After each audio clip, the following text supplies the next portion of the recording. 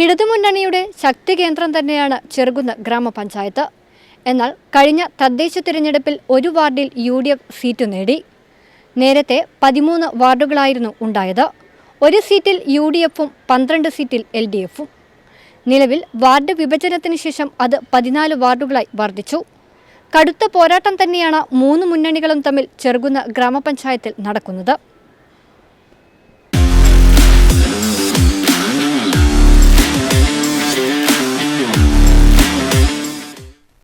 ചെറുകുന്ന് ഗ്രാമപഞ്ചായത്തിലെ ഇടതുമുന്നണി സ്ഥാനാർത്ഥി കെ മോഹനാണ് നമ്മളോടൊപ്പം ചേരുന്നത്. ഇലക്ഷൻ്റെ പ്രചരണം എങ്ങനെയുണ്ട്? അടുത്തു കഴിഞ്ഞു ഇലക്ഷൻ. എങ്ങനെയുണ്ട് പ്രചരണ രംഗത്തെ വിശേഷങ്ങൾ? സ്ഥാനാർത്ഥിത്വം ലഭിച്ചതു മുതൽ വാർഡിൽ നിറഞ്ഞു നിന്ന് പ്രവർത്തിക്കാൻ വേണ്ടി കഴിഞ്ഞിട്ടുണ്ട്. വലിയ ആവേശത്തോടെയാണ് ജനങ്ങൾ എൻ്റെ സ്ഥാനാർത്ഥിത്വം ഏറ്റെടുത്തിട്ടുള്ളത്. വളരെ കാലത്തെ 40 വർഷത്തെ നിരന്തരമായിട്ടുള്ള ബന്ധം ഉള്ളൊരു മേഖലയിലാണ് എന്നെ പാർട്ടി സ്ഥാനാർത്ഥിയായിട്ട് നിശ്ചയിച്ചിട്ടുള്ളത്. വലിയ ആവേശത്തോടെയാണ് ജനങ്ങൾ എൻ്റെ സ്ഥാനാർത്ഥിത്വത്തെ കാണുന്നത് എന്നുള്ളതാണ് അവരുടെ പ്രതികരണങ്ങളിലൂടെ മനസ്സിലാക്കാൻ വേണ്ടി കഴിയുന്നത്. അപ്പോൾ ഈ കുടുംബയോഗങ്ങളിലൊക്കെ കൂടുതലായിട്ട് സജീവമായിട്ടുണ്ട് കഴിഞ്ഞ ദിവസങ്ങളിലെല്ലാം തന്നെ. ആ ഒരു രംഗത്ത് നിന്ന് നേരത്തെ പറഞ്ഞതുപോലെ തന്നെ പൊതുപ്രവർത്തനത്തെ ഒരുപാട് കാലത്തെ ഒരു ബന്ധം കൂടി ഉണ്ടല്ലോ. അപ്പോൾ എങ്ങനെയാണ് ഈ ഒരു മേഖലയിലെല്ലാം നോക്കിക്കാണുന്നത്? എങ്ങനെയാണ്? പൊതുവിൽ ഒരു 40-45 വർഷത്തെ ബന്ധം എനിക്കുണ്ട്. അപ്പോൾ ദീർഘകാലം അവിഭക്ത ചെറുകുന്ന് ലോക്കൽ കമ്മിറ്റി സെക്രട്ടറി എന്നുള്ള നിലയിൽ പ്രവർത്തിക്കുകയുണ്ടായി. പ്രത്യേകിച്ച് ആ പ്രദേശവുമായിട്ട് ആ പ്രദേശത്തെ ഓരോരോ ആളുമായിട്ടും നല്ല വ്യക്തിബന്ധം പുലർത്തുന്ന ഒരാളാണ് ഞാൻ. അപ്പോൾ ആ നിലക്ക് വലിയ ആവേശത്തോടെയാണ് ജനങ്ങൾ എൻ്റെ സ്ഥാനാർത്ഥിത്വത്തെ കാണുന്നത്. കുടുംബയോഗങ്ങളും അതുപോലെ പൊതുപ്രചരണ പരിപാടികളുമെല്ലാം നല്ല പങ്കാളിത്തത്തോടെയാണ് നടന്നിട്ടുള്ളത്. TV രാജേഷ് ഉൾപ്പെടെയുള്ള സംസ്ഥാന നേതാക്കൾ ഉൾപ്പെടെ പരിപാടികളിൽ അവിടെ പങ്കെടുത്ത് കഴിഞ്ഞിട്ടുണ്ട്. നിരവധിയായ കുടുംബയോഗങ്ങൾ നടന്നു കഴിഞ്ഞിട്ടുണ്ട്. പൂങ്കാവ്, പുന്നച്ചേരി, ദാലിൽ ഈ 3 പ്രദേശങ്ങൾ ഉൾക്കൊള്ളുന്നതാണ് എൻ്റെ വാർഡിനകത്ത് നല്ല ഓരോരാളെയും പേരെടുത്ത് വിളിക്കാൻ കഴിയുന്ന നിലയിലുള്ള വ്യക്തിബന്ധം എനിക്കുണ്ട് എന്നുള്ളത് എനിക്ക് അനുകൂലമായിട്ടുള്ള ഒരു ഘടകമായിട്ട് ഞാൻ കാണുകയാണ്. വിജയിച്ചു കഴിഞ്ഞാൽ ഏതൊക്കെ തരത്തിലുള്ള വികസന പ്രവർത്തനങ്ങളാണ് നടപ്പിലാക്കാൻ ഉദ്ദേശിക്കുന്നത്? അല്ലെങ്കിൽ താങ്കളുടേതായിട്ടുള്ള ഏതെങ്കിലും ഒരു മേഖലക്ക് ഊന്നൽ നൽകിയിട്ടുള്ള ഏതെങ്കിലും വ്യക്തമായ ഒരു കാഴ്ചപ്പാടുണ്ടോ? നമ്മളത് ഒരു പ്രധാനമായിട്ടും കാർഷിക മേഖലയാണ്. ഇപ്പോൾ കാർഷിക മേഖലയിൽ മെച്ചപ്പെട്ട നിലയിലുള്ള പ്രവർത്തനങ്ങൾ നടത്തുന്നതിന് വേണ്ടി കഴിയും എന്ന് തന്നെയാണ് പ്രതീക്ഷ. നേരത്തെ അവിടെ നമ്മൾ 2 ഗ്രൂപ്പായിട്ട് 10-28 ഏക്കർ തരിശ് കൈപ്പാട് കൃഷി ചെയ്തിരുന്നു. അതിന് 2017-18 വർഷം നമുക്ക് സംസ്ഥാന തലത്തിൽ തന്നെ അവാർഡ് ലഭിക്കുന്ന ഒരു നിലയുണ്ടായിട്ടുണ്ട്. അപ്പോൾ ആ നിലക്ക് കാർഷിക മേഖലയ്ക്ക് നല്ല പരിഗണന കൊടുക്കണം, പ്രത്യേകിച്ച് കൈപ്പാട് കൃഷിക്ക് നല്ല പരിഗണന കൊടുക്കണം എന്നുള്ളതാണ് കാണുന്നത്. അതോടൊപ്പം നെൽകൃഷിയുടെ വിസ്തൃതി കുറഞ്ഞു വരുന്നൊരു നിലയാണ് പൊതുവിൽ നമുക്ക് കാണാൻ വേണ്ടി കഴിയുക. അപ്പോൾ നെൽകൃഷിയുടെ വിസ്തൃതി വർദ്ധിപ്പിക്കുന്നതിനാവശ്യമായിട്ടുള്ള സജീവമായിട്ടുള്ള ഇടപെടൽ നടത്തേണ്ടതുണ്ട്. ഇപ്പോൾ പാടശേഖര സമിതികളെ ഉൾപ്പെടെ സജീവപ്പെടുത്തിക്കൊണ്ട് നല്ല നിലയിൽ ആ മേഖലയിൽ ഇടപെടണം എന്നുള്ളതാണ് ഉദ്ദേശിക്കുന്നത്. ഇടതുപക്ഷ ജനാധിപത്യ മുന്നണി മുന്നോട്ട് വെക്കുന്ന പ്രകടന പത്രികയിൽ ഈ കാര്യങ്ങൾ ഊന്നി പറയുന്നുണ്ട്. അതോടൊപ്പം ഇന്ന് നമ്മുടെ പ്രദേശം നേരിടുന്ന ഏറ്റവും പ്രധാനപ്പെട്ട പ്രശ്നം ഉപ്പുവെള്ളം കയറുന്നതുമായി ബന്ധപ്പെട്ടുള്ളതാണ്. അപ്പോൾ അതിന് പരിഹാരം കാണുന്നതിന് ആവശ്യമായിട്ടുള്ള ഇടപെടൽ നടത്താൻ വേണ്ടി കഴിയും. പ്രധാനമായിട്ടും നമ്മൾ ഈ 3 ഭാഗവും ഉപ്പുവെള്ളത്താൽ ചുറ്റപ്പെട്ട പ്രദേശമാണ്. അപ്പോൾ ആ നിലക്ക് ഉപ്പുവെള്ളത്തിൻ്റെ കെടുതി വലിയ നിലയിലുണ്ട്. അപ്പോൾ നമ്മൾ ഗവൺമെൻറ് മുൻകൈ എടുത്തുകൊണ്ട് MLA-മാർ മുൻകൈ എടുത്തുകൊണ്ട് ഇവിടെ ജപ്പാൻ കുടിവെള്ള പദ്ധതി അതുപോലെ ജൽജീവൻ മിഷൻ്റെ പദ്ധതി നടപ്പിലാക്കിയത് വഴി എല്ലാ വീടുകളിലും നമുക്ക് കുടിവെള്ളം എത്തിക്കാൻ പഞ്ചായത്തിന് കഴിഞ്ഞിട്ടുണ്ട്. എന്നാൽ പോലും ഉപ്പുവെള്ളത്തിൻ്റെ പ്രശ്നം വലിയ നിലയിൽ നമ്മുടെ കൃഷിയെ ഉൾപ്പെടെ ബാധിക്കുന്നുണ്ട്. ഉഴുന്ന് പയർ കൃഷി അതുപോലെ നെൽകൃഷി അതിനെയെല്ലാം വളരെ ദോഷകരമായി ബാധിക്കുന്നൊരു നിലയുണ്ട്. അതുകൊണ്ട് തന്നെ ഉപ്പുവെള്ളം കയറുന്ന പ്രശ്നമാണ് ഏറ്റവും മുഖ്യമായും ഏറ്റെടുക്കാൻ ഉദ്ദേശിക്കുന്നത്. അത് നമ്മുടെ കാർഷിക മേഖലക്കും അനുഗുണമാകും എന്ന് കൂടി കരുതുകയാണ്. അതോടൊപ്പം തന്നെ മറ്റൊരു പ്രധാനപ്പെട്ട കൃഷി നാളികേര കൃഷിയാണ്. അപ്പോൾ ആ മേഖലയിലും ആവശ്യമായിട്ടുള്ള ഇടപെടൽ നടത്തി ഉൽപ്പാദനവും ഉൽപ്പാദനക്ഷമതയും വർദ്ധിപ്പിക്കാൻ ആവശ്യമായിട്ടുള്ള ഇടപെടൽ നടത്തും എന്നുള്ളതാണ് ചൂണ്ടിക്കാണിക്കാനുള്ളത്. അതോടൊപ്പം ഈ കളിസ്ഥലത്തിൻ്റെ ഗ്രൗണ്ടിൻ്റെ അതുപോലെ കലാകായിക മേഖലയിലും സാംസ്കാരിക മേഖലയിലും നല്ല ഇടപെടൽ നടത്തണം എന്നുകൂടി ഉദ്ദേശിക്കുകയാണ്. അപ്പോൾ നിലവിൽ നമുക്ക് 3 ഗ്രൗണ്ടുകളാണ് നമ്മുടെ പഞ്ചായത്തിലുള്ളത്. ആ ഗ്രൗണ്ടുകൾ അഭിവൃദ്ധിപ്പെടുത്തുന്നതിനും നവീകരിക്കുന്നതിനും ആവശ്യമായിട്ടുള്ള ഇടപെടൽ നടത്തും. മുണ്ടപ്പുറത്തും അതുപോലെ ദാലിലും കോപ്പുറത്തുമുള്ള മിനി സ്റ്റേഡിയവും മറ്റ് ഗ്രൗണ്ടുകളും നിലവിലുള്ളവ നവീകരിക്കുന്നതിനാവശ്യമായിട്ടുള്ള പ്രവർത്തനങ്ങൾ നടത്തും. അതോടൊപ്പം തന്നെ സ്ഥലലഭ്യതക്കനുസരിച്ച് വാർഡുകളിൽ കളിസ്ഥലം ഉണ്ടാക്കുക എന്നുള്ളത് കൂടി ഇടതുപക്ഷ ജനാധിപത്യ മുന്നണി ഉദ്ദേശിക്കുകയാണ്. അപ്പോൾ ആ കാര്യങ്ങൾ നടപ്പിലാക്കുന്നതിനാവശ്യമായ പിന്തുണയോടെ ജനങ്ങളുടെ സഹകരണത്തോടെ സ്ഥലം വാങ്ങാനും ഗ്രൗണ്ടുകൾ നിർമ്മിക്കാനും ആവശ്യമായിട്ടുള്ള ഇടപെടൽ നടത്തും. അതുപോലെ നമ്മുടെ സാംസ്കാരിക സ്ഥാപനങ്ങൾ അതിൻ്റെ നിലവിലുള്ള സ്ഥിതി അഭിവൃദ്ധിപ്പെടുത്താൻ ആവശ്യമായിട്ടുള്ള സമീപനം സ്വീകരിക്കും. കേരളോത്സവം ഉൾപ്പെടെയുള്ള കാര്യങ്ങളിൽ നല്ല നിലയിലുള്ള ജനപങ്കാളിത്തം ഉറപ്പാക്കിക്കൊണ്ടുള്ള നിലപാടുകൾ സ്വീകരിക്കും എന്നാണ് പറയാനുള്ളത്. നേരത്തെ സൂചിപ്പിച്ചതുപോലെ നമ്മളിതൊക്കെ നമ്മുടെ ഒരു തനതായിട്ടുള്ള ഒരു വികസന പദ്ധതിയിലൂടെ ഒരു കാഴ്ചപ്പാടാണ് താങ്കൾ വ്യക്തമാക്കിയിട്ടുള്ളത്. താങ്കളുടേതായിട്ട് അല്ലെങ്കിൽ നമ്മൾ പ്രഥമ പരിഗണന കൊടുക്കാൻ ഉദ്ദേശിക്കുന്ന ഒരു വികസന മേഖല ഏതായിരിക്കും? കാർഷിക മേഖലയും ഉപ്പുവെള്ള പ്രതിരോധവും തന്നെയാണ് മുഖ്യമായിട്ടുള്ള പരിഗണന കൊടുക്കുന്ന വിഷയങ്ങൾ. അതിന് ഇപ്പോൾ പഞ്ചായത്തിന് സ്വന്തം നിലയിൽ പരിമിതികളുണ്ട്. വരുമാനം കുറഞ്ഞ പഞ്ചായത്താണ്. അപ്പോൾ സംസ്ഥാന സർക്കാരിൻ്റെ ശ്രദ്ധയിൽപ്പെടുത്തിയും MP MLA ഫണ്ടുകളെല്ലാം ഉപയോഗിച്ചും ഉപ്പുവെള്ള പ്രതിരോധത്തിനാവശ്യമായിട്ടുള്ള നടപടികൾ സ്വീകരിക്കും എന്നുള്ളതാണ് പ്രധാനമായും കാണുന്നത്. തീർച്ചയായും താങ്കൾ പറഞ്ഞതുപോലെ തന്നെ മികച്ച രീതിയിൽ വിജയം കൈവരിച്ചുകൊണ്ട് ജനങ്ങൾക്ക് ഈ ഒരു വികസന പ്രവർത്തനങ്ങളുടെ എല്ലാം ഗുണം ലഭ്യമാക്കാൻ സാധിക്കട്ടെ എന്ന് ഈ ഒരു ഘട്ടത്തിൽ ആശംസിക്കുകയാണ്.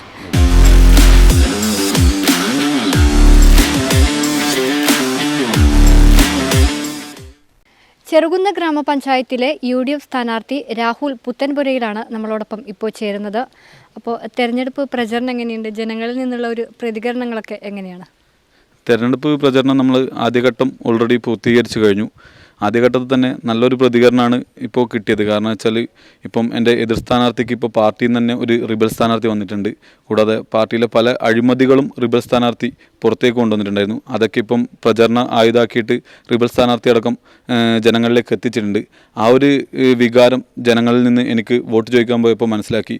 ഒരു അഴിമതിക്കെതിരെയുള്ള ഒരു വോട്ടായിട്ട് ഇത്തവണ അത് മാറും. കൂടാതെ ചെറുകുന്ന് പഞ്ചായത്തിലെ വികസന മുരടിപ്പിനെതിരെയാണ് നമ്മൾ ഇത്തവണ UDF വോട്ട് ചോദിച്ചിറങ്ങുന്നത്. UDF പുറത്തുവിട്ട സ്ഥാനാർത്ഥികൾ പകുതിയിലധികം യുവാക്കളാണ്. കാരണം യുവാക്കൾ രംഗത്ത് വരട്ടെ എന്നൊരു ആശയത്തോടു കൂടിയാണ് UDF ആ ഒരു സ്ഥാനാർത്ഥിത്വം പുറത്ത് കൊണ്ടുവന്നത്. കൂടാതെ ഇപ്പോൾ എടുത്തു നോക്കുക, സ്മാർട്ട് അംഗൻവാടി എന്ന് പറഞ്ഞ് പള്ളിക്കര ഒരു അംഗൻവാടി 50 ലക്ഷം രൂപ മുടക്കിയിട്ടാണ് ആ അംഗൻവാടി കൊണ്ടുവന്നത്. അവിടെ ഇപ്പോൾ നിങ്ങൾ പോയി പരിശോധിക്കുകയാണെങ്കിൽ 14 കുട്ടികളാണുള്ളത്. പക്ഷേ അവർക്ക് അവിടെ വെള്ളം എത്തിക്കുവാൻ ഇതുവരെ സാധിച്ചില്ല. 50 ലക്ഷം മുടക്കിയിട്ടും അവിടെ ജപ്പാൻ വെള്ളത്തിൻ്റെ ഒരു പൈസ അടക്കാത്തതിൻ്റെ പേരിൽ ഇതുവരെയായിട്ട് അവിടെ വെള്ളം കിട്ടിയിട്ടില്ല എന്നതാണ് മനസ്സിലാക്കാൻ പറ്റിയത്.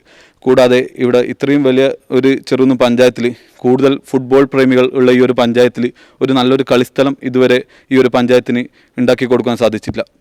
ഒരു മിനി സ്റ്റേഡിയം എന്ന രീതിയിൽ പഞ്ചായത്തിൻ്റെ അവിടെ ഒരു സ്റ്റേഡിയം കൊണ്ടുവരികയും അതിന് തൊട്ടടുത്ത് തന്നെ പഞ്ചായത്തിൻ്റെ ബിൽഡിംഗ് കൊണ്ടുവന്ന് അവിടെ കുട്ടികൾക്ക് കളിക്കാനുള്ള ഒരു സൗകര്യം പോലും ഇല്ലാത്ത ഒരു സ്റ്റേഡിയമാണ് ഇപ്പോൾ അവിടെയുള്ളത്. കൂടാതെ അതിൻ്റെ അടുത്ത് ഒരു മത്സ്യ മാർക്കറ്റ് നല്ലൊരു പൈസ മുടക്കിയിട്ട് ഒരു മത്സ്യ മാർക്കറ്റ് അവിടെ കൊണ്ടുവന്നിട്ട് അതിപ്പോൾ നമുക്ക് ഉപയോഗിക്കാൻ പറ്റാത്ത രീതിയിലാണുള്ളത്.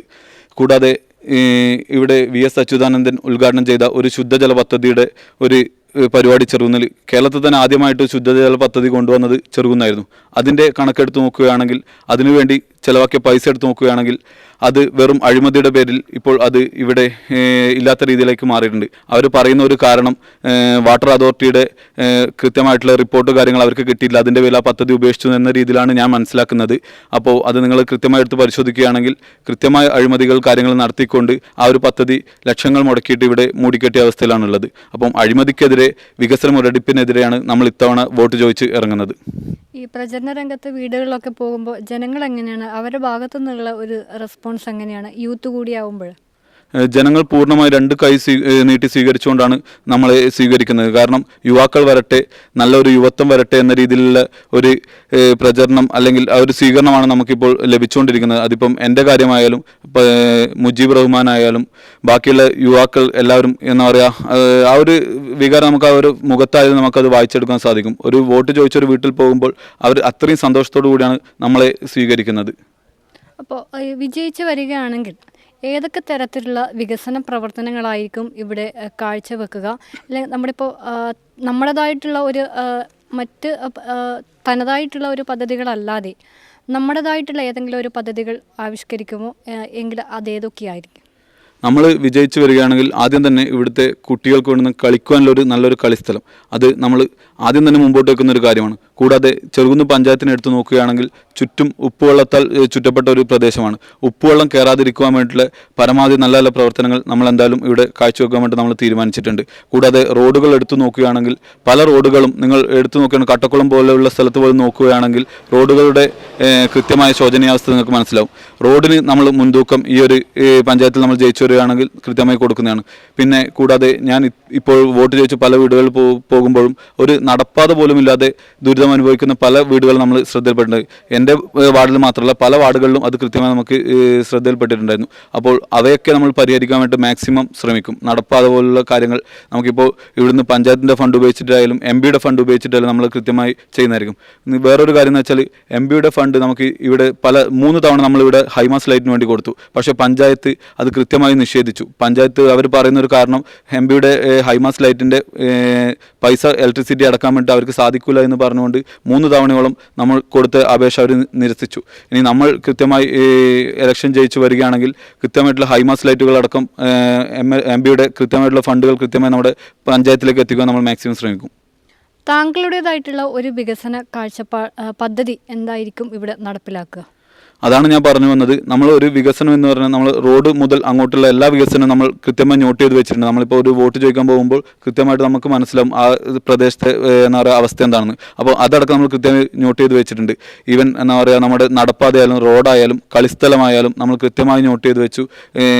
ലൈറ്റുകളുടെ അപാകത അതും കൃത്യമായി നമ്മൾ നോട്ട് ചെയ്ത് വെച്ചിട്ടുണ്ട്. അതൊക്കെ കൃത്യമായി നമ്മൾ ആസൂത്രണം ചെയ്ത് നടപ്പിലാക്കുമെന്നാണ് പൂർണ്ണമായി ജനങ്ങളോട് പറയാനുള്ളത്. അപ്പോൾ തീർച്ചയായും പറഞ്ഞതുപോലെ തന്നെ വിജയിച്ചു വന്ന ഇത്തരത്തിലുള്ള എല്ലാ വികസന പ്രവർത്തനങ്ങളും നാടിനു വേണ്ടി കാഴ്ചവെക്കാൻ സാധിക്കട്ടെ എന്ന് ഈ ഒരു ഘട്ടത്തിൽ ആശംസിക്കുകയാണ്.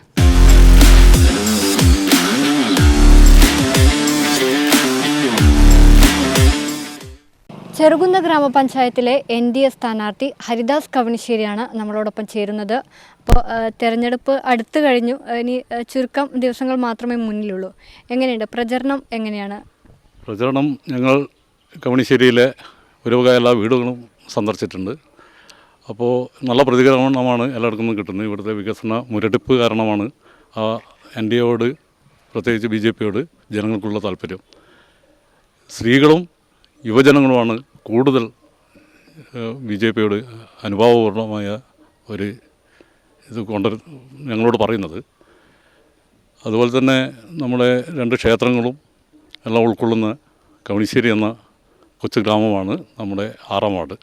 പഴയ 5-ാം വാർഡാണ്, ഇപ്പോൾ 6-ാം വാർഡ്.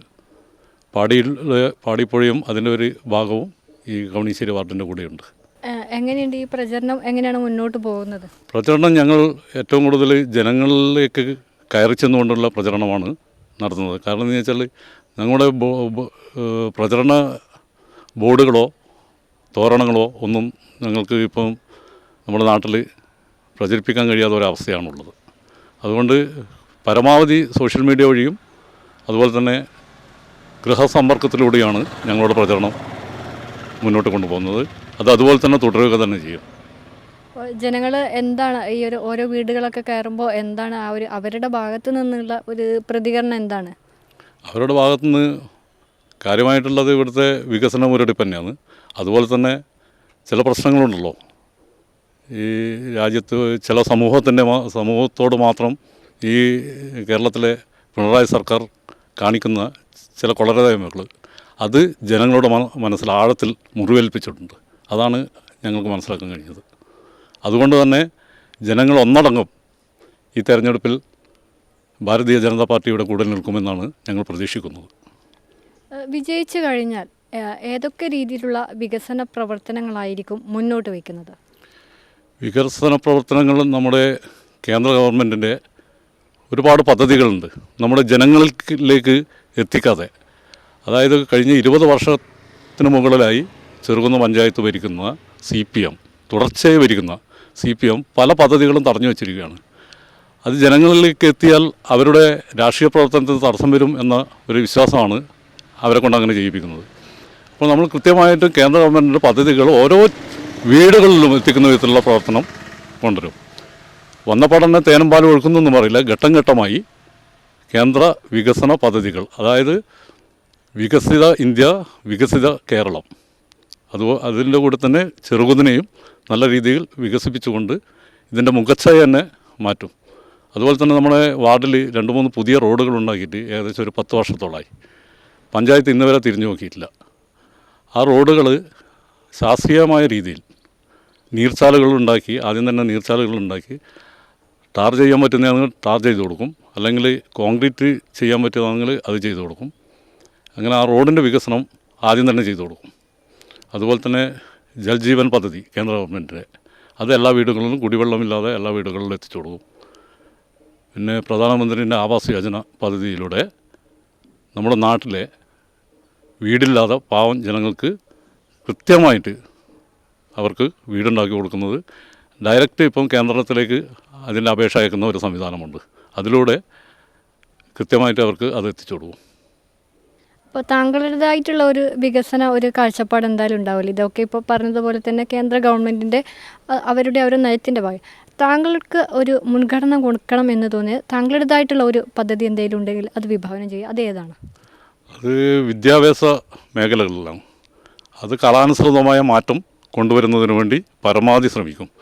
അതുപോലെ തന്നെ യുവജനങ്ങൾക്ക് തൊഴിലവസരങ്ങളുണ്ടാക്കാൻ നമുക്ക് ഈ പാടിയിൽ ഭാഗങ്ങളിലെല്ലാം ടൂറിസം പ്രൊമോട്ട് ചെയ്യാൻ പറ്റും. നമ്മുടെ പ്രിയപ്പെട്ട കേന്ദ്രമന്ത്രിയായ ശ്രീ സുരേഷ് ഗോപിജി അതിനെക്കുറിച്ച് പഠിക്കണം എന്നൊരു പ്രാവശ്യം പറഞ്ഞിട്ടുണ്ട്. പഠിച്ച് റിപ്പോർട്ട് തരാൻ വേണ്ടിയിട്ട് ആവശ്യപ്പെട്ടിട്ടുണ്ട്. പാടിയിൽ പുഴയും അത് നമ്മുടെ 5-ാം വാർഡിലും കൂടി വരുന്നതാണ്, 4-ാം വാർഡിൽ 6-ാം വാർഡിലും. പാടിയിലെ പുഴയും ആ പ്രദേശത്തിൻ്റെയും മുഖച്ഛായ മാറ്റാൻ പറ്റുന്ന വികസന പ്രവർത്തനങ്ങളാണ്. അത് ഞങ്ങളുടെ ഒരു സ്വപ്നമാണ്. ഞങ്ങളെ പണ്ടേയില്ലേ നമ്മൾ കുറച്ച് ഒരു വിഭാഗം ജനങ്ങളുടെ ഒരു സ്വപ്നമായിരുന്നു. ആ സ്വപ്നം യാഥാർത്ഥ്യമാക്കുന്നതിന് വേണ്ടി കേന്ദ്ര ഗവൺമെൻറ്റും അതുപോലെ തന്നെ സുരേഷ് ഗോപിജിയുമായിട്ട് സംസാരിച്ചിട്ട് അതിന് വേണ്ടുന്ന നടപടികൾ സ്വീകരിക്കും. അതുപോലെ തന്നെ കേന്ദ്രത്തിൻ്റെ വഴിവിളക്ക്, കേന്ദ്ര പദ്ധതിയിലെ MP ഫണ്ട് ഉപയോഗിച്ചുള്ള വഴിവിളക്ക് ചെറുകുന്നിൽ എവിടെയും ഇതുവരെയായിട്ട് കാണാൻ പറ്റിയിട്ടില്ല. അത് കൃത്യമായിട്ട് കവണിശ്ശേരിയിൽ മാത്രമല്ല പാടിയിലേക്കും എത്തിക്കുന്ന വിധത്തിലുള്ള പ്രവർത്തനവും നടത്തണം. അപ്പോൾ താങ്കൾ വിചാരിച്ചതുപോലെ തന്നെ ഇത്തരത്തിലുള്ള വൈവിധ്യങ്ങളാർന്ന പദ്ധതികൾ വിജയിച്ചു വന്ന് ജനങ്ങൾക്ക് ഗുണപ്രദമാകുന്ന രീതിയിൽ തന്നെ നടപ്പിലാക്കാൻ കഴിയട്ടെ എന്ന് ഈ ഒരു ഘട്ടത്തിൽ ആശംസിക്കുകയാണ്.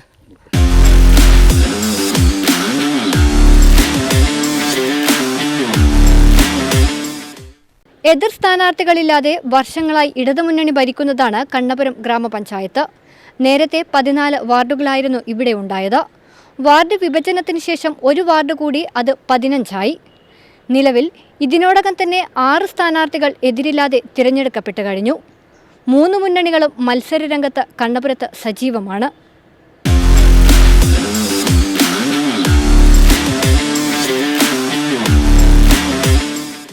കണ്ണപുരം ഗ്രാമപഞ്ചായത്തിലെ ഇടതുമുന്നണി സ്ഥാനാർത്ഥി റിട്ടയർഡ് ജഡ്ജ് KV രാധാകൃഷ്ണനാണ് ഇപ്പോൾ നമ്മളോടൊപ്പം ചേരുന്നത്. പ്രചരണ രംഗത്തെ വിശേഷങ്ങൾ എങ്ങനെയാണ്?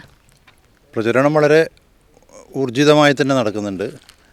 നമ്മളിപ്പം നാമനിർദ്ദേശ പത്രിക കൊടുത്ത് തൊട്ട് മുമ്പ് തന്നെ ഏതാണ്ട് സ്ഥാനാർത്ഥി പ്രഖ്യാപനം വന്നിട്ടുണ്ടായിരുന്നു. അപ്പോൾ അതിൻ്റെ ഭാഗമായി ഏതാണ്ട് ഇപ്പോൾ എല്ലാ വീടുകളിലും, അതായത് ഞാനിപ്പം കണ്ണപുരം ഗ്രാമപഞ്ചായത്തിലെ 15-ാം വാർഡിലാണ് മത്സരിക്കുന്നത്. അയ്യൂത്ത് വാർഡാണ് അത്. കണ്ണപുരം പഞ്ചായത്തിനെ സംബന്ധിച്ച് ഏറ്റവും വലിയ വാർഡാണ്, ഏറ്റവും കൂടുതൽ വോട്ടർമാരുള്ള വാർഡും കൂടിയാണ്. ഭൂപ്രദേശമാണെങ്കിൽ ഏറ്റവും വലിയ ഭൂപ്രദേശമാണ്. അപ്പോൾ ഏതാണ്ടല്ല മുഴുവൻ വീടുകളിലും നമ്മൾ കയറി വോട്ടർമാരെ നേരിട്ട് കണ്ട് വോട്ടഭ്യർത്ഥിക്കുന്ന ഒരു രീതിയാണ് സ്വീകരിച്ചിട്ടുള്ളത്. ഇപ്പോൾ ഏതാണ്ട് എല്ലാ വീടുകളിലും ഒരു വട്ടം കയറി ഇപ്പോൾ കുടുംബയോഗങ്ങൾ ആരംഭിച്ചിട്ടുണ്ട്. കുടുംബയോഗങ്ങളിലിപ്പോൾ 2-3 കുടുംബയോഗങ്ങൾ കഴിഞ്ഞു. നല്ല പ്രതികരണമാണ് വോട്ടർമാരെന്നുള്ളത്. പൊതുവിൽ നല്ല വിജയപ്രതീക്ഷയാണുള്ളത്. അപ്പോൾ ഈ ഒരു സർ റിട്ടയർഡ് ജഡ്ജി കൂടിയാണ്. അപ്പോൾ ജനങ്ങളുടെ കൃത്യമായ പ്രശ്നങ്ങൾ കണ്ടറിഞ്ഞ് പ്രവർത്തിക്കാനുള്ള ഒരു അവസരം കൂടിയായിരിക്കും ഈ ഒരു തെരഞ്ഞെടുപ്പ് ഘട്ടം എന്നുള്ളത്. അപ്പോൾ ജനങ്ങളിൽ നിന്ന് ലഭിക്കുന്ന അവർ ആവശ്യപ്പെടുന്ന കാര്യങ്ങളൊക്കെ എന്തൊക്കെയാണ്? ജനങ്ങളിൽ നിന്നിപ്പോൾ നമ്മൾ കണ്ണപുരം ഗ്രാമപഞ്ചായത്തിനെ സംബന്ധിച്ച് പറയുകയാണെങ്കിൽ കുടിവെള്ളം ആയിരുന്നു ഒരു കാലത്ത് ഏറ്റവും രൂക്ഷമായിട്ടുള്ള പ്രശ്നം. ഇപ്പോൾ ഇപ്പം കണ്ണപുരം ഗ്രാമപഞ്ചായത്ത് അറിയാലോ, കല്യാശ്ശേരി മണ്ഡലം സമ്പൂർണ്ണ കുടിവെള്ള മണ്ഡലമായി പ്രഖ്യാപിച്ചു കഴിഞ്ഞു. അപ്പോൾ അതിൻ്റെ ഭാഗമായിട്ട് തന്നെ കണ്ണപുരത്ത് ഇപ്പോൾ എല്ലാം കുടിവെള്ളം ഒരു വലിയൊരു പ്രശ്നം അല്ല. എന്നിരുന്നാലും ചെറിയ ചെറിയ പ്രശ്നങ്ങളുണ്ടാവും പല പ്രദേശത്ത്. അങ്ങനെ ഒരു ജനറലായിട്ട് അങ്ങനെ ഒരു പ്രശ്നമില്ല. പിന്നെ ജനങ്ങളെ സമീപിക്കുന്നത് നമ്മളൊരു സ്ഥാനാർത്ഥി, ഒരു ഇടതുമുന്നണി, ഇടതുപക്ഷ LDF മുന്നോട്ട് വെക്കുന്ന വികസന കാഴ്ചപ്പാടോടുകൂടിയാണ് പോകുന്നത്. പിന്നെ ജനങ്ങളുമായിട്ടുള്ള ബന്ധം, ഞാൻ റിട്ടയർഡ് ജഡ്ജ് എന്നുള്ള നിലയിലല്ല, ജഡ്ജാവുന്നതിന് മുമ്പ് തന്നെ ജനങ്ങളുമായി മോശമല്ലാത്ത ബന്ധം ഉണ്ടായിരുന്നു. കാരണം ഞാനൊരു പൊതുപ്രവർത്തകനായിരുന്നു, വക്കീലായി ഇരിക്കുമ്പോൾ തന്നെ പൊതുപ്രവർത്തകനായിരുന്നു. നമ്മുടെ തെക്കുംപാട് പ്രദേശം, തെക്കുംപാടാണ് എൻ്റെ ജന്മസ്ഥലം. അപ്പോൾ അവിടുത്തെ പാലവുമായി ബന്ധപ്പെട്ടും പിന്നെ അങ്ങനെയുള്ള ഒരുപാട് പ്രശ്നങ്ങളിൽ മുമ്പ് തന്നെ ഇടപെട്ടിട്ടുണ്ടായിരുന്നു. ഈ അയ്യോത്ത് വാർഡിലെ മിക്കവാറും ഒരു 90% ആളുകളെയും നേരിട്ട് അറിയുന്നവരുമാണ്. അപ്പോൾ ആ അർത്ഥത്തിൽ ജനങ്ങളിൽ നിന്ന് നല്ല പ്രതികരണവും കിട്ടുന്നുണ്ട്, നല്ല സ്നേഹവും കിട്ടുന്നുണ്ട്. അവരിൽ ഒരുപാട് പ്രതീക്ഷകളുമുണ്ട്. കാരണം പിന്നെ ഇതിനു മുമ്പ് ഒരുപാട് വികസനങ്ങൾ വന്നിട്ടുള്ള വാർഡ് കൂടിയാണ്. ഇപ്പോഴും ചെറിയ ചെറിയ ആവശ്യങ്ങളുമുണ്ട്. അപ്പോൾ അതൊക്കെ പരിഹരിക്കാൻ സാധിക്കുമെന്ന് തന്നെയാണ് കരുതുന്നത്. ഈ തെരഞ്ഞെടുപ്പിൽ വിജയിച്ചു വരികയാണെങ്കിൽ എന്തൊക്കെ വികസന പ്രവർത്തനങ്ങൾക്കായിരിക്കും മുൻതൂക്കം നൽകുക? അത് പ്രധാനമായും ഇപ്പം വാർഡ് എന്നുള്ള നിലയിൽ ഇപ്പം അയ്യോത്ത് വാർഡ് ഏറ്റവും വലിയ കൃഷി നെൽകൃഷി വേണമെങ്കിൽ നെല്ലറ, കണ്ണപുരം ഗ്രാമപഞ്ചായത്തിൻ്റെ നെല്ലറ എന്ന് തന്നെ പറയാവുന്ന ഒരു വാർഡാണ്. കണ്ടിട്ടുണ്ടാവും ഏറ്റവും വലിയ ഈ കഴിഞ്ഞ നെൽകൃഷി ഇതിൻ്റെ സമയത്ത് പല വാർത്തകളിലൊക്കെ വലിയ ഇടം നേടിയ ഒരു പിന്നെ പാടശേഖരമായിരുന്നു. അപ്പോൾ നല്ല നെല്ലുൽപ്പാദനമുണ്ട്. ഇപ്പം മിക്കവാറും നല്ല വില, ഇപ്പം ഗവൺമെൻറ് ഇപ്പം നല്ല താങ്ങുവില പ്രഖ്യാപിച്ചിട്ടുണ്ട്. ആ താങ്ങുവിലക്ക് തന്നെ ഇവിടുന്ന് കർഷകർ ഇപ്പോൾ കൊയ്ത്ത് കഴിഞ്ഞ് അവർ നെല്ല് ഏതാണ്ട് വിൽപ്പന നടത്തി കഴിഞ്ഞു. അപ്പോൾ ആ അർത്ഥത്തിൽ അവർ സംതൃപ്തരാണെങ്കിൽ കൂടി അവരെ ഏറ്റവും ചെറിയ തോതിലെങ്കിലും ഉപ്പുവെള്ളത്തിൻ്റെ പ്രശ്നം അവിടെ രൂക്ഷമായിട്ടുണ്ട്. ഉപ്പുവെള്ളം ഇപ്പോൾ പുഴയിൽ നിന്ന് ഉപ്പുവെള്ളം പടിഞ്ഞാറൻ മേഖലയിൽ ഉപ്പുവെള്ളം കയറുമ്പോൾ അവരുടെ നെൽകൃഷിക്കും ബാധിക്കുന്നുണ്ട്, അതുപോലെ തന്നെ തെങ്ങിനും ബാധിക്കുന്നുണ്ട്. അപ്പോൾ അതുകൊണ്ട് തന്നെ അവർ ആ അർത്ഥത്തിൽ കുറച്ച് ബുദ്ധിമുട്ട് അവർ അനുഭവിക്കുന്നുണ്ട്. അപ്പോൾ ഈ വാർഡിനെ സംബന്ധിച്ച് ഏറ്റവും മുഖ്യമായിട്ടുള്ള ഒരു പ്രശ്നം ഉപ്പുവെള്ളത്തിൻ്റെതാണ്. അതിന് കുറച്ച് പദ്ധതികൾ ഇപ്പോൾ കഴിഞ്ഞ ഭരണസമിതിൻ്റെ കാലത്ത് അവർ വിഭാവനം ചെയ്ത നല്ല 1-2 പദ്ധതികളുണ്ട്. അത് പൂർത്തിയാക്കാൻ പല സാങ്കേതിക പ്രശ്നങ്ങൾ കൊണ്ടും സാധിച്ചിട്ടില്ല. അപ്പോൾ അതിൻ്റെ തുടർച്ച എന്നുള്ള നിലയിൽ ഇപ്പോൾ ഇനി ഒരു തിരഞ്ഞെടുക്കപ്പെടുകയാണെങ്കിൽ അതിന് മുൻതൂക്കം കൊടുത്തുകൊണ്ടും കഴിഞ്ഞ ഭരണസമിതി ഈ വാർഡിൽ നടപ്പാക്കിയ നല്ല ഒരുപാട് പദ്ധതികളുണ്ട്, വികസന പ്രവർത്തനങ്ങളുണ്ട്, പൂർത്തിയാക്കാനുള്ളതുണ്ട്. അപ്പോൾ അതിൻ്റെ ഒരു തുടർച്ച എന്നുള്ള നിലയിൽ നല്ല രീതിയിൽ അത് പൂർത്തിയാക്കാനാണ് ഉദ്ദേശിക്കുന്നത്.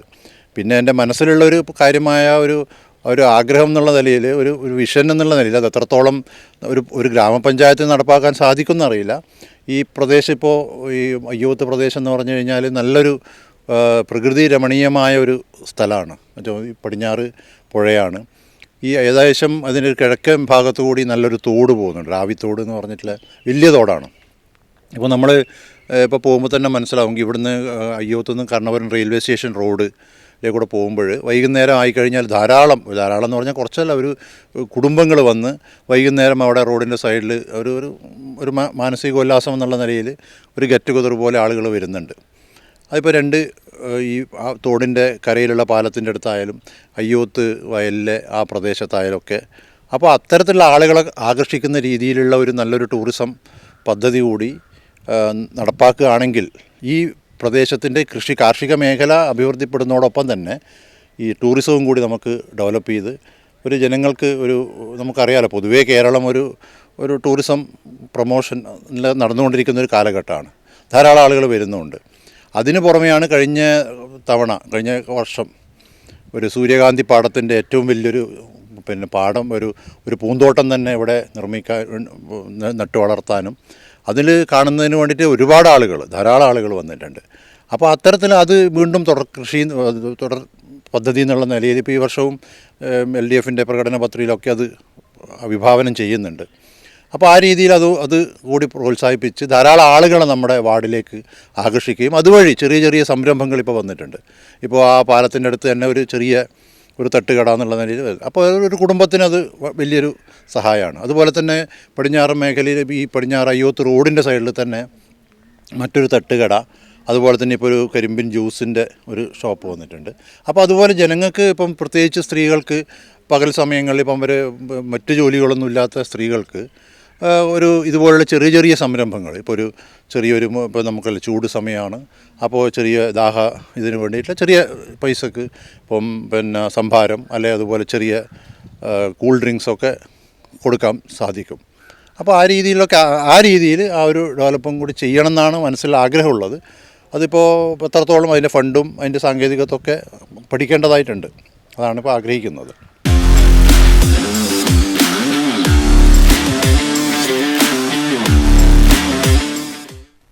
കണ്ണപുരം ഗ്രാമപഞ്ചായത്തിലെ UDF സ്ഥാനാർത്ഥി സിന്ധു വി ആണ് ഇപ്പോൾ നമ്മളോടൊപ്പം ചേരുന്നത്.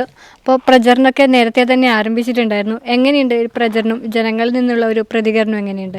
ജനങ്ങൾക്കെല്ലാവർക്കും ഒരു മാറ്റം അനിവാര്യമാണെന്ന് തോന്നി തുടങ്ങിയിട്ടുണ്ട്. അപ്പോഴും ഈ തെരഞ്ഞെടുപ്പിൽ ആ മാറ്റം കാണുമെന്ന് ഞാൻ പ്രതീക്ഷിക്കുന്നു. എന്തൊക്കെയാണ് ഈ ഒരു നമുക്ക് ജയിച്ചു കഴിഞ്ഞാൽ ഒരുപാട് പദ്ധതികൾ ആവിഷ്കരിക്കണമെന്ന് നമ്മുടെ ഒരു തീർച്ചയായിട്ടും ഒരു കാഴ്ചപ്പാട് ഉണ്ടാവുമല്ലോ. എന്തൊക്കെയാണ് ആ ഒരു ഭാഗത്തിലെ കാര്യങ്ങൾ? വ്യക്തിപരമായി പറയുകയാണെങ്കിൽ എൻ്റെ 2ാം ഊഴമാണിത്. അപ്പോൾ അന്ന് അവർ പ്രകടന പത്രികയിൽ പറഞ്ഞ കാര്യങ്ങൾ ഇന്നും പണി പൂർത്തിയാവാതെ നിൽക്കുന്ന ഒരുപാട് സ്ഥലങ്ങളും റോഡുകളുണ്ട്. അപ്പോൾ കീഴറ ചക്കര കോംപ്ലക്സ് വേന്തിയൽ റോഡ് ഇന്നും പണി പൂർത്തിയാകാതെ കിടക്കുകയാണ്. ഈ നാട്ടിലെ ജനങ്ങളുടെ യാത്രാക്ലേശം പരിഹരിക്കണം. അതിനുദാഹരണം പറയാനുള്ളത് കയറ്റിയിൽ കാവുങ്കൽ റോഡാണ്. അവിടുത്തെ മഴക്കാലത്തുള്ള യാത്ര വളരെ ക്ലേശകരമാണ്. അതുപോലെ തന്നെ ബാക്കിയുള്ള ഉൾനാടൻ പ്രദേശങ്ങളിലെല്ലാം റോഡ് നടപ്പാത അത്യാവശ്യമായി വരികയാണ്. അതെല്ലാം നടപ്പാക്കണമെന്നാണ് എനിക്ക് പറയാനുള്ളത്. ജയിച്ചു വരികയാണെങ്കിൽ ഏതൊരു പദ്ധതിക്കായിരിക്കും മുൻതൂക്കം കൊടുക്കുക? ഏത് പദ്ധതിയാണ് യാഥാർത്ഥ്യം, എനിക്ക് ഇന്ന പദ്ധതിയാണ് ആദ്യം യാഥാർത്ഥ്യമാക്കുക? അങ്ങനെ ഒരുപാട് സ്വപ്നങ്ങൾ ഉണ്ടാവുമല്ലോ. ഇത് ഏറ്റവും ആദ്യം പ്രാധാന്യം നൽകുന്നത് എന്തിനായിരിക്കും? ഈ നാട്ടിൽ ഇപ്പം കായിക പ്രേമികളുടെ മുറവിളിയായ കളിസ്ഥലമാണ് ഞാൻ ഇമ്പോർട്ടൻ്റ് കൊടുക്കുന്നത്. അതിന് മുമ്പ് കാരക്കുന്ന് വലിയൊരു ഗ്രൗണ്ട് ഉണ്ടായിരുന്നു. അത് കുടിവെള്ള സംഭരണിയായി മാറിയിരിക്കുകയാണ്. അപ്പോൾ ഇത്രയും വലിയൊരു ഗ്രൗണ്ടാണ് അതിനായിട്ട് മുറിച്ച് കളഞ്ഞ് ഇപ്പം നശിപ്പിച്ചിരിക്കുന്നത്. അതുമാതിരി അതിന് എവിടെയെങ്കിലും ഒരു സ്ഥലം കണ്ടെത്തി കുട്ടികളുടെയും അവരെ പൂർണ്ണ സപ്പോർട്ടിൽ സാധ്യമാവുന്നത് എന്നെക്കൊണ്ട് സാധ്യമാക്കാൻ കഴിയുന്നത് ഞാൻ സാധ്യമാക്കി കൊടുക്കാൻ അവരോടൊപ്പം 100% ഉണ്ടാവും എന്നാണ് എനിക്ക് പറയാനുള്ളത്. അതുമാതിരി ഇവിടുത്തെ വൃദ്ധജന പരിപാലനം, പൊതുജനാരോഗ്യം, കൈപ്പാട് കാട് പിടിച്ചിരിക്കുന്ന കൈപ്പാടെല്ലാം കൃഷിയോഗ്യമാക്കാനും അതെല്ലാം എൻ്റെ പ്രകടന പത്രികയിൽ ഞാൻ പറയുന്നതിന് മുൻതൂക്കം കൊടുക്കുന്നത്. അതുമാതിരി ഈ നാട്ടിലെ ജനങ്ങളുടെ ഏതാവശ്യങ്ങൾക്കും ജനങ്ങളിൽ ഒരാളായി ജനങ്ങളോടൊപ്പം ഞാൻ എന്നും ഉണ്ടാകുമെന്ന് ഞാൻ ഉറപ്പ് കൊടുക്കുന്നവർക്ക്. നമ്മളെ ഈ കീഴറ പ്രദേശത്ത് ഒരുപാട് വൃദ്ധജനങ്ങളുണ്ട്. അവർക്കൊന്നും വൈകുന്നേരങ്ങളിൽ ഇരിക്കാനും കൂട്ടുകൂടാനും ഒന്നും സാധ്യമാവുന്നില്ല. അതിനു വേണ്ടിയിട്ട് ഒരു പകൽ വീട് കൂടി ഞാൻ ഉണ്ടാക്കാൻ ശ്രമിക്കും. അവരോട് എല്ലാ ആവശ്യങ്ങൾക്കും ഞാൻ അവരോടൊപ്പം എന്നും ഉണ്ടാകുമെന്ന് ഞാൻ പറയുന്നു. ഈ നാട്ടിലെ ജനങ്ങളോട് എനിക്ക് പറയില്ലെന്നത്, ഞാൻ UDF സ്ഥാനാർത്ഥിയായിട്ട് കയ്യടയാളത്തിലാണ് വോട്ട് തേടുന്നത്. അപ്പം നിങ്ങളെല്ലാവരും എന്നെ കയ്യടയാളത്തിൽ വോട്ട് നൽകി വമ്പിച്ച ഭൂരിപക്ഷത്തോടെ വിജയിപ്പിക്കണമെന്ന് ഞാൻ ഒരിക്കൽ കൂടി അവരോടെല്ലാവരും അഭ്യർത്ഥിക്കുന്നു. അപ്പോൾ പറഞ്ഞതുപോലെ തന്നെ വലിയ ഭൂരിപക്ഷത്തോടെ വിജയിച്ച ഈ ജനങ്ങളുടെ ഈ സ്വപ്നങ്ങളെല്ലാം യാഥാർത്ഥ്യമാക്കാൻ അവരോടൊപ്പം തന്നെ ഉണ്ടാവട്ടെ എന്ന് ഈ ഒരു ഘട്ടത്തിൽ ആശംസിക്കുകയാണ്. എല്ലാവിധ ആശംസകളും.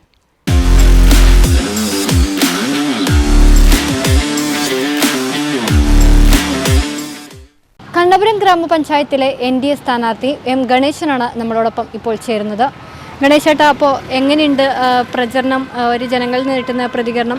എവിടെയാണ് മത്സരിക്കുന്നത്? ഒന്ന് സ്വയം പരിചയപ്പെടുത്താമോ? നമസ്തേ, ഞാൻ കണ്ണപുരം മൊട്ടമ്മൽ ഈസ്റ്റ് 9ാം വാർഡിൽ മത്സരിക്കുന്നുണ്ട്. ഇപ്പോൾ ജനങ്ങളിൽ നല്ല പ്രതീക്ഷയാണ് എനിക്ക് കിട്ടുന്നില്ല. മാർക്സിസ്റ്റ് കോട്ടയിലാണ് ഞാനിപ്പോൾ പ്രചാരണം നടത്തിക്കൊണ്ടിരിക്കുന്നത്. അതുകൊണ്ട് മാർക്സിസ്റ്റ് കോട്ടയിലെ ജനങ്ങളുടെ നല്ലൊരു പ്രതികരണം എനിക്ക് കിട്ടുന്നുണ്ട്. എന്തൊക്കെ ഓരോ വീട്ടിലും വോട്ടൊക്കെ അഭ്യർത്ഥിച്ചിട്ട് പോകുമ്പോൾ എന്തൊക്കെയാണ് അവർ പറയുന്നത്? ഏത് തരത്തിലുള്ള പ്രചരണമാണ് കൂടുതലായിട്ട് നിങ്ങൾ ചെയ്യുന്നത്? അവരാഗ്രഹിക്കുന്നത് ഒരു മാറ്റമാണെന്നൊരു ആഗ്രഹമുണ്ട്. അതിലുപരി കേന്ദ്ര ഗവൺമെൻറ് എന്ത് പദ്ധതി ഉണ്ടെങ്കിലും അത് നടക്കാൻ പഞ്ചായത്തോ നമ്മളെ സംസ്ഥാന ഗവൺമെൻറ്റോ നടക്കുന്നില്ല. അത് എന്ത് പറ്റിയാലും ഞാൻ ഭൂരിപക്ഷത്തോടെ വിജയിച്ചു കഴിഞ്ഞാൽ എന്നാൽ കൊണ്ട് ചെയ്യാൻ പറ്റുന്നത് എല്ലാ പദ്ധതിയും കേന്ദ്ര ഗവൺമെൻറ്റിൻ്റെ ഞാനിവിടെ ജനങ്ങളിലേക്ക് എത്തിക്കുന്നതായിരിക്കും. ജൽജീവൻ പദ്ധതിയും അതുപോലെ തന്നെ വീടുകളിൽ കുടുംബത്തിന് ബുദ്ധിമുട്ടുള്ള കാര്യങ്ങൾ, അതുപോലെ പാർപ്പിടത്തിൻ്റെ ബുദ്ധിമുട്ട് എല്ലാം നോക്കി ചെയ്യുന്നതായിരിക്കും. ജനങ്ങൾ എന്തൊക്കെയാണ് ഈ വോട്ട് അഭ്യർത്ഥിച്ചിട്ട് പോകുമ്പോൾ പറയും? നിങ്ങൾ ഏത് തരത്തിലുള്ള പ്രചരണമാണ് നടത്തുന്നത് കൂടുതലായിട്ട്? ഒരു മാറ്റം വേണമെന്ന് എല്ലാവരും ആഗ്രഹിക്കുന്നുണ്ട്. നല്ല സപ്പോർട്ടാണ് എനിക്കിപ്പോൾ ഉള്ളത്. തീർച്ചയായും താങ്കൾ പറഞ്ഞതുപോലെ തന്നെ മികച്ച രീതിയിൽ വിജയം കൈവരിച്ചുകൊണ്ട് ജനങ്ങൾക്ക് ഈ ഒരു വികസന പ്രവർത്തനങ്ങളുടെ എല്ലാം ഗുണം ലഭ്യമാക്കാൻ സാധിക്കട്ടെ എന്ന് ഈ ഒരു ഘട്ടത്തിൽ ആശംസിക്കുകയാണ്.